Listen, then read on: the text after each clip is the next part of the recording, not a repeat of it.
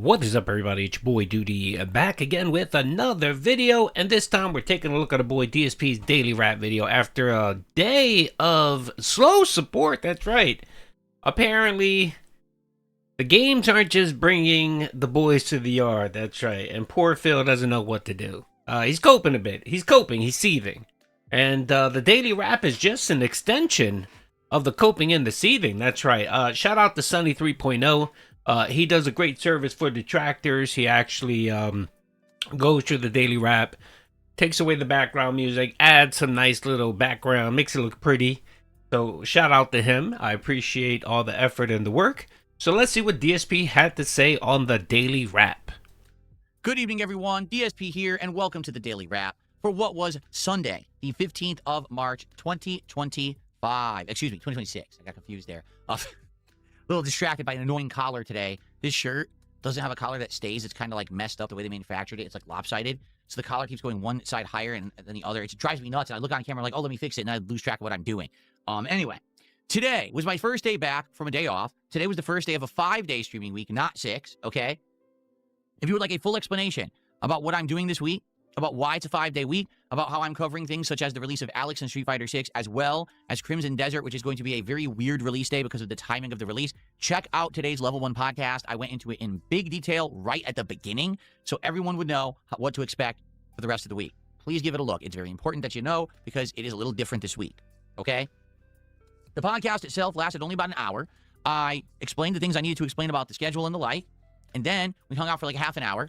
And then we ended it early because I wanted to get several hours of Slay the Spire 2 in today. Why? Well, because I was disappointed because I was playing it last week and then the power went out. When the power went out, well, I couldn't play it as much as I wanted to. And it's a brand new hot release that has over 500,000 concurrent players every day. I want to, strike when the iron is hot per se. And that's why I wanted to play more of it today. So here's the good news. A little distracted by an annoying... Actually, no, that's not true. I'm sorry to report that isn't the case. The reason why he dropped out of the podcast so quickly was, one, he didn't have any Twitter news or tweets to read. That was the first thing.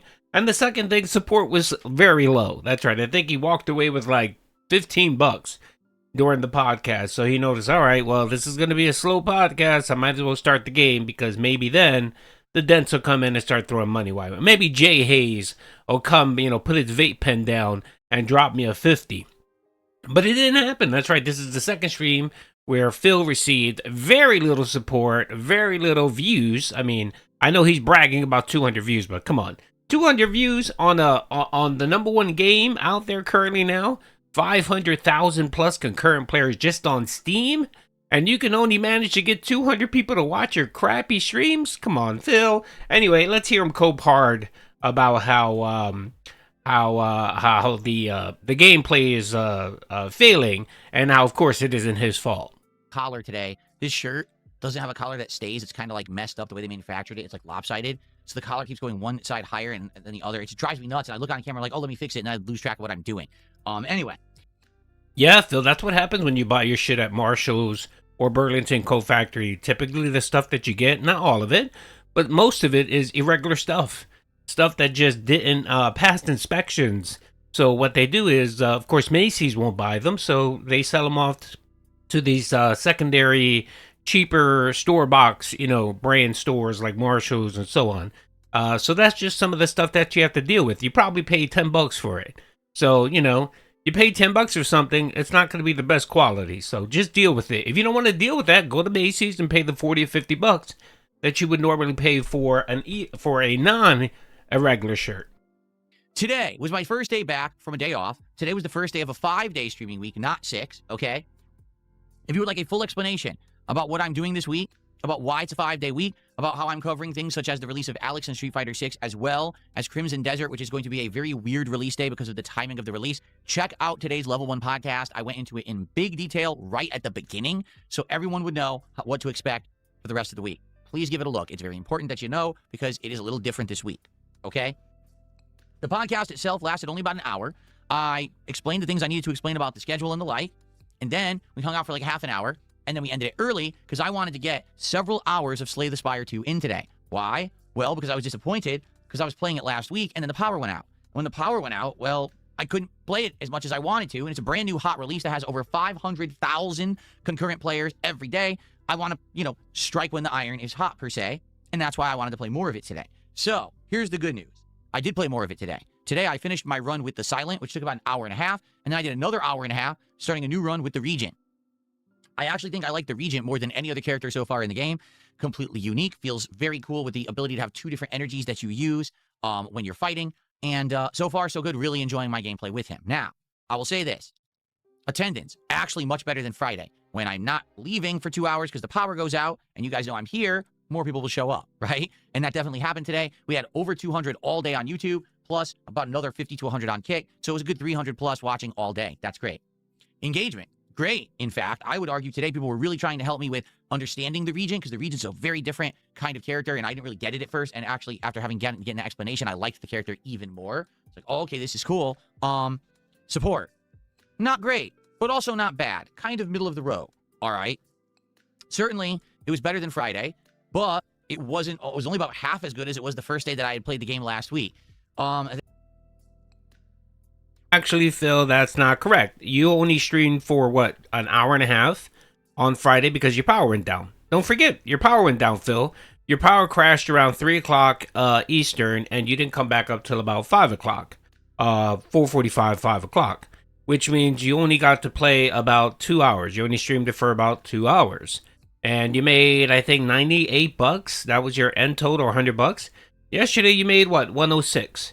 So you literally got an additional 2 hours of streaming, and you managed to make about $5 more. Again, Phil doesn't realize, like, he doesn't understand the law of diminishing return. You know what I mean? Like, to him, he just looks at the grand total. He looks at that, his goal is $150 a day, and to him, that's what he's deemed as being successful. But for him to hit that $150 goal, he has to stream roughly almost 6 hours. 6 hours. When, a more successful streamer, like, say, myself, I can easily hit that 150 goal. I don't have goals, but the 150, I can hit that literally a 2-hour podcast that I do making fun of you, Phil. So again, just because you're working 10 hours a day streaming, playing video games, and I use the word work, loosely, playing video games, and you're making whatever, $150, $300 a day, that really doesn't equate to much. I mean, if you look at what that breaks down to hourly, you're barely making minimum wage, okay, Phil? So I just want to highlight that, because I know all he does is look at grand total, but he doesn't look at how many hours he actually has to put in just to hit that specific goal. So just wanted to highlight that fact. That's a little concerning for a game that I had planned to be daytime streams. As you know, daytime stream games are usually the big ones that are getting big focus. I want to play them more because maybe I want to learn more. I want to get further in them. There's more demand for them. I thought this game would have more interest in it, being that it's one of the hottest games on PC right now. But I'm going to be honest with all of you. Here's what I think is happening.